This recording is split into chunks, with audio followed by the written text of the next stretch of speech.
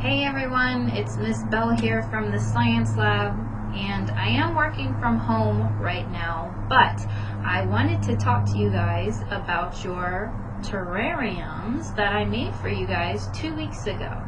So in the Science Lab 2 weeks ago, I gathered all sorts of materials and put them inside these 2-liter bottles. Now if you remember, I put in soil and live plants. I put in pebbles and water, and then I even put in items to help decorate the top of my terrariums, like rocks and shells and sticks and moss.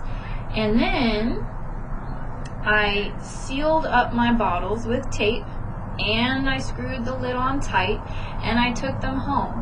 And these bottles have been in my windowsill inside my bedroom for the past 2 weeks, and I haven't touched them at all. I watered them enough to be able to cycle that water inside the bottle because I knew that I didn't want to water my soda bottle terrarium every day. And I didn't have to move them into sunlight because with the window that I chose in my home, they would get enough sun to meet their basic needs. Remember, when you're talking about plants and the basic needs of plants, there would be 5 basic needs: healthy water, healthy soil full of nutrients, sunlight, healthy and clean air, and also enough space for that plant to be able to grow without competing too much with the plants around it. So as you can see, it might be a little hard to see in the bottle because there's water droplets forming and collecting inside my bottle, and this is all because of the water cycle.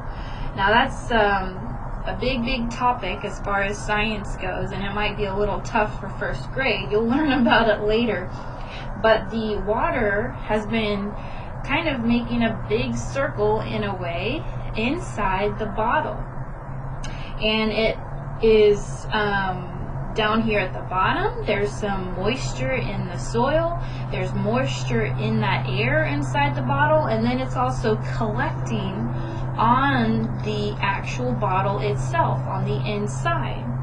And I'm going to carefully use a pair of scissors to undo my tape around the bottle so that I can pop these lids off so that we can take a closer look.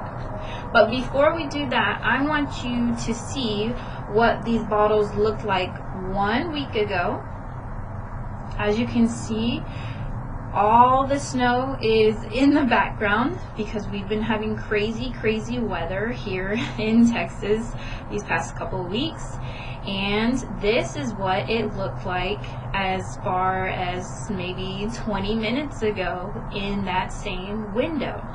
So you can see the background looks different. The weather has changed on the outside of my home, but it has been sitting in that same window and being given the same amount of water as it's been getting for the past 2 weeks. So I'm going to open these bottles, we're going to look inside, and we're going to see how well these plants are doing inside these man-made terrariums.